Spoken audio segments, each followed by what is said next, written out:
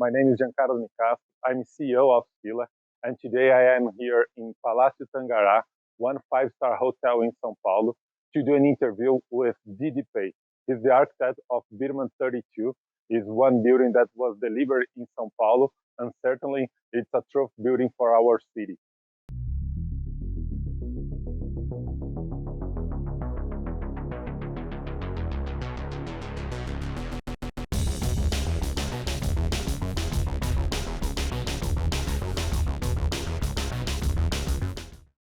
Didi, thank you for hosting our team here. But I'm very happy to be here, especially because last night we had a kind of celebration for the B32, which was made by Rafael Birmann. And so it was very nice to see all the old collaborators, because one of the things that I like about being an architect is that you get to meet people, and particularly if you go to a place like Brazil, you can try to meet the Brazilian people and understand Brazil. Great, great. And how was to receive the invitation to develop the Birmann 32? Previously, Rafael, who was a very major developer in São Paulo, he had used other architects. So this is the first time he came to see me. So it was very interesting. I didn't know who he was, but he said, I have this property and I want to develop a building. Would you be interested? Would you like to come down to Sao Paulo? So I said, okay. And that's how it all started. And I would like to know about the inspiration process for the Birmann 32.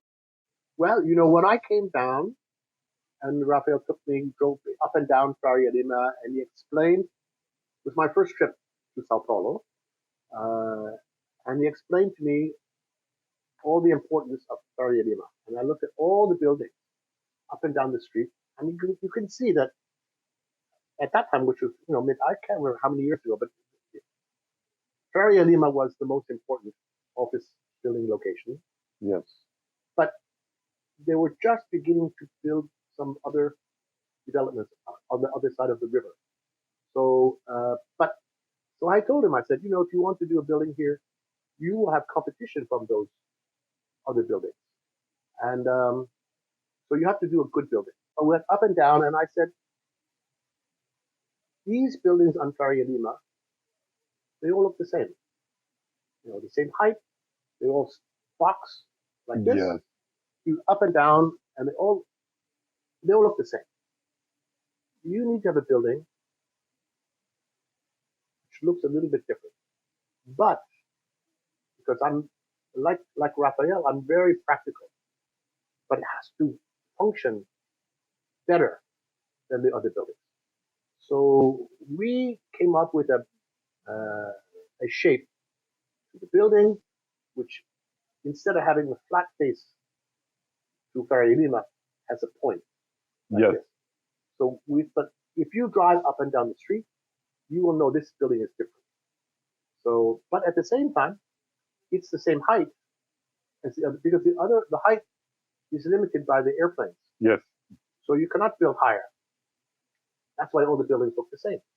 But because of the shape, it looks taller, even though it's really the same height.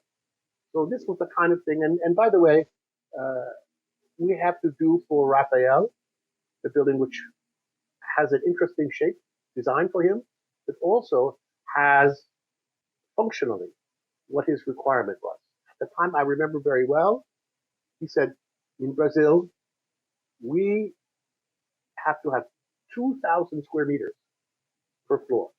So we came up with a shape which, even though each floor is different, they're all almost the same area each floor, little bit over 2,000 square meters for each floor. Very few architects are trained in science. But when I was at college, I studied physics. So I'm quite strong in geometry and mathematics. So this is a challenge.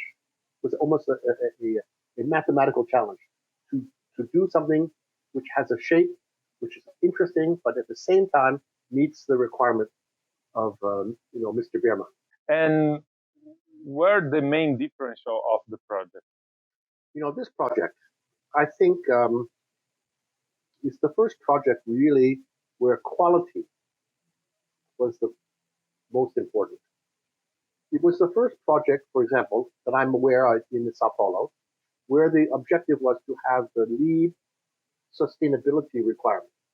If you don't use insulating glass, you cannot get the LEED rating. Impossible. So, but at that time, nobody was making insulating glass in Brazil. That meant you have to import all the glass, things like that. And Rafael said, okay, you will import the glass, you see. Even though it made its cost higher, but I think at the same time, when the project is finished, it gives him the higher value. But in this case, buildings like that, like a trophy building, most of the tenants, they are foreign companies like Google, Facebook, or they have the same requirements around the world. We find that these international tenants, their requirements are the same, but they're quite different from the requirements, the typical office requirement of, let's say, 25 years ago. Now, for example, first of all, because of data, you have to have all kinds of air conditioning systems, but you also have to have a raised floor because in the office buildings today, you have so many wires and things like that going under the floor. Yeah. So Rafael came to us and he said, I want Class A. But in addition, he said, I want to have this LEED rating. Because today, the tenants, it's a Facebook or somebody like that, they're very conscious. It's part of their image to be in a responsible building. Yes. You see what I mean? Yeah. They can say, I'm in a building that we are responsible. We are trying to preserve the planet and so on. So we find that more and more in the future, the tenants are looking to have this branding of environmental responsibility. And then finally, one of the big changes is that these offices, there are no private offices anymore. It's just one big space, everybody working there, and even the chairman is sitting in the middle. Yeah. So this is another thing that, of course, there's always exceptions, but that means that you need to have a design where everybody feels that they're all part of the process, and it's not just somebody in the corner that you have to have an appointment 1 month in advance to go to see it. You can walk up to see anybody, and that's a big change, I think, in the way the young people, particularly the young people, who are now more and more they're the boss. I mean, if you look who's all the new billionaires, they're all of them less than 35 years old. So and they're the boss, and that's the way they want to run their company. You see, so that's one of the things that makes my profession as an architect interesting. Is because you cannot repeat what you did the last time. You have to always be looking ahead. You have to see what is the future, and that's, to me, it's a great challenge. And by the way, it's also one of the reasons why people will continue to build. You cannot just reuse, because the older buildings unfortunately, will become obsolete. And then even though it was considered to be Class A, all of a sudden it's Class B. And then the value of the building is lower and so on. And then at a certain point, the value of the land will justify building a new building. Yeah. And can you mention one differential that you believe it's the only building that has in São Paulo or in Brazil? Well, I can tell you it's the only building with a whale. Yeah, that is true. Away in front of the building. No, but I think one of the things that's important is that, Faria Lima is building, just one after the next. Yeah. This one has a plaza, which gives it an address. I mean, one day instead of being some number Faria Lima, it will be this plaza. Yesterday we were joking, we're going to call it Whale Plaza. Yeah. This building is your number one Whale Plaza. And everybody in Sao Paulo will know where the building is. Yes. Will know by that address.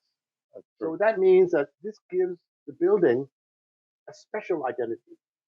We like to, I will ask you, but of course, it's the newest postcard of the city. Well, I hope so. You know, when I work with my father on the Pyramide du Louvre in Paris, you know, and now it's all the postcards for Paris. They have that pyramid. So it becomes the identity of the institution. I'd like to say thank you for your time. Congratulations for this. And thank you for the trophy building that you gave to us as a Brazilian. And it's an honor for us to be here in front of you and take 30 minutes of your time here. Well, thank you for coming.